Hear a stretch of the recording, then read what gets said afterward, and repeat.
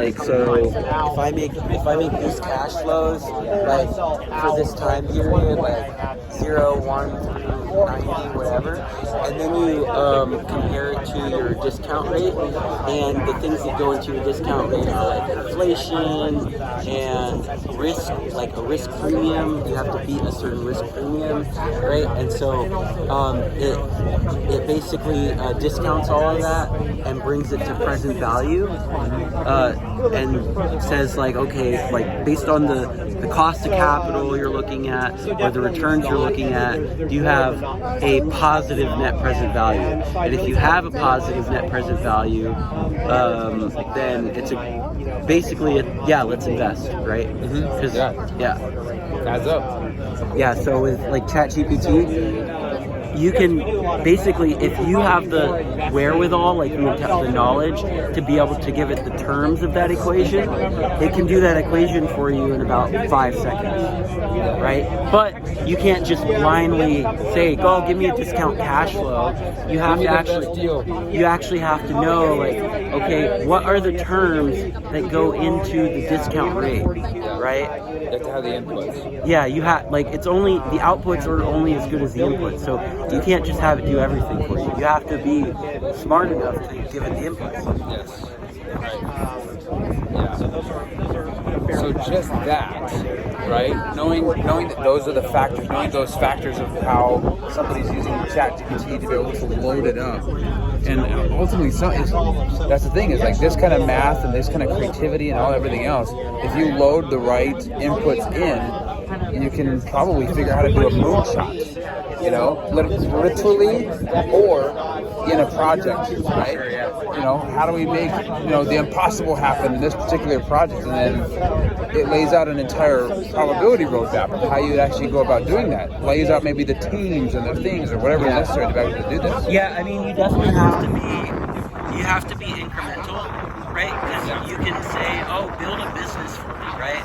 And it'll just, give you something random, and it could be good, it might not be good, whatever. But like, really, you have to be able to, you have to be incremental and kind of work your way toward the answer, right? Like, think of it as a sounding board, like a person, right, that you can bounce ideas off of, and then, like, if, for example, if somebody came to me and said, "Hey, I did this calculation with ChatGPT," I'd be like, "Okay, awesome, you definitely, that's smart, instead of spending 3 hours doing that in a spreadsheet.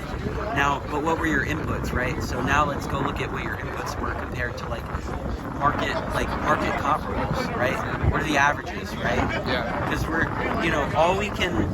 it's one thing to think of a number, like an arbitrary number in a vacuum, whatever, but you really have to know where to go to get the industry averages and benchmark to those averages, right? Yes. To tell you what you're talking about kind of makes sense. Yeah.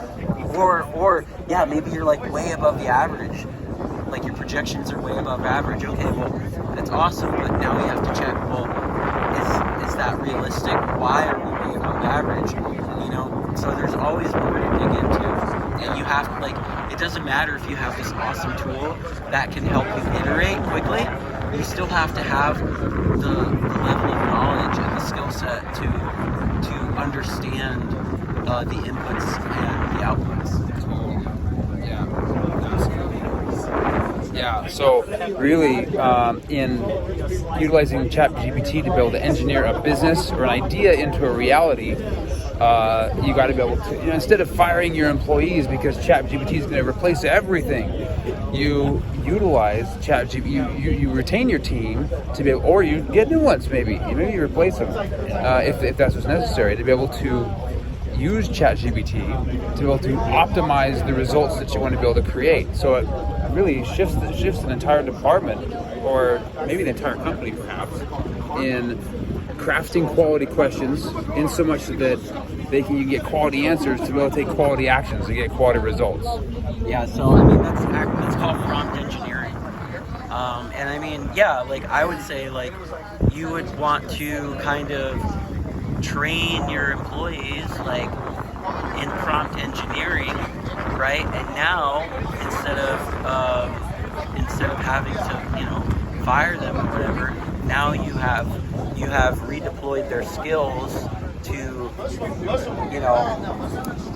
basically open up a new market by themselves, right? So if you were looking at hiring a marketing agency to get you into this or that market, right? Well, you have people in house, train them in prompt engineering and basically Optimize systems. train, let them build the systems, right? Like,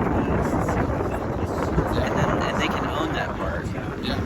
And that generally too, as a service, to be able to, if somebody really has that down, to be able to bring that into any company, that could be tremendously valuable, because that's going to be one of the biggest things that a lot of people just don't understand. They don't understand technology. They don't understand how to be able to create a prompt engineering department or whatever it's going to be called. Yeah.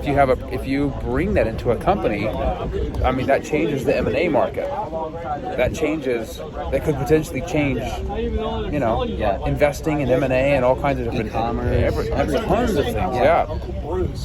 Yeah, I mean, you just have to know how to use it, right? Like, so I think it's better to just train people in how to use the tools instead of cutting them loose because they're being replaced by the tool.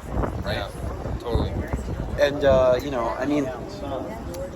I guess it's like comparable with any other event where there was some technology that you were able to make, you were able to cut like head count, right? Like for cashiers with self checkout, right? Well, I think AI is a little different, but at the same time, it's like, instead of having to cut people, now you have force multipliers. Yes, right. Yeah, it's not a reductionary system or model. It's an increasing. Use it as a tool. It's an exponential. It's an exponential multiplier. Make it turn your organization into like an exponential organization. Yeah. Right. Yeah. Because you have 10 people in that department that you were looking at cutting to 4. Well, no, give all 10 of those people the tools, right, to multiply their own productivity, and now you have exponential. You have an order of magnitude like of 10, right? Yeah. Yep. 10x productivity at least. That's a good metric, I think, to follow because of the reality of this too. So ultimately, human optimization is in the best interests of people as well as in business.